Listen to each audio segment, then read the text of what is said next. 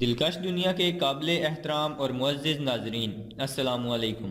ناظرین، یہ کہانی جو اس ویڈیو میں آپ کو سنائی جا رہی ہے یہ سچی ہے یا محض ایک افسانہ، اس کے بارے میں کچھ نہیں کہا جا سکتا، لیکن اتنا ضرور کہنا چاہوں گا کہ یہ کہانی بہت ہی سبق آموز ہے۔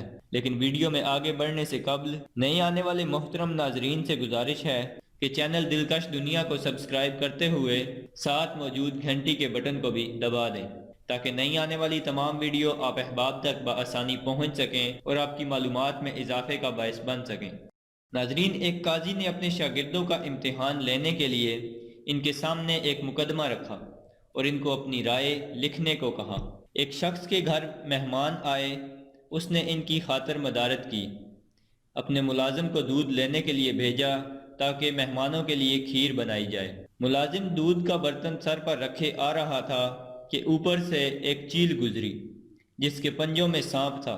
سانپ کے منہ سے زہر کے قطرے نکلے جو دودھ میں جا گرے۔ مہمانوں نے کھیر کھائی تو سب ہلاک ہو گئے۔ اب اس کا قصوروار کون ہے؟ پہلے شاگرد نے لکھا، یہ غلطی ملازم کی ہے، اسے برتن ڈھانپنا چاہیے تھا، لہٰذا مہمانوں کا قتل اس کے ذمے ہے، اسے سزا دی جائے۔ قاضی نے کہا کہ یہ بات درست ہے کہ ملازم کو برتن ڈھانپنا چاہیے تھا، لیکن یہ اتنا بڑا قصور نہیں ہے کہ اسے موت کی سزا دی جائے۔ دوسرے شاگرد نے لکھا، اصل جرم گھر کے مالک کا ہے، اسے پہلے خود کھیر چکھنی چاہیے تھی، پھر مہمانوں کو پیش کرنی چاہیے تھی۔ قاضی نے یہ جواز بھی مسترد کر دیا۔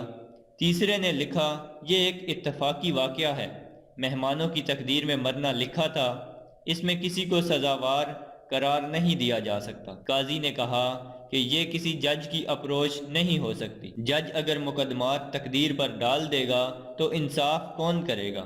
چوتھے نے کہا کہ سب سے پہلا سوال یہ ہے کہ یہ سارا منظر دیکھا کس نے چیل کے پنجوں میں سانپ دیکھا، کس نے سانپ کے منہ سے زہر نکلتا دیکھا؟ اگر اس منظر کا گواہ ملازم ہے تو وہ مجرم ہے، اگر گواہ مالک ہے تو وہ مجرم ہے، اور اگر کوئی گواہ نہیں تو جس نے یہ کہانی گڑھی ہے وہ قاتل ہے۔ قاضی نے اپنے چوتھے شاگرد کو شاباش دی اور صرف اسے منصب قضا کا اہل قرار دیا۔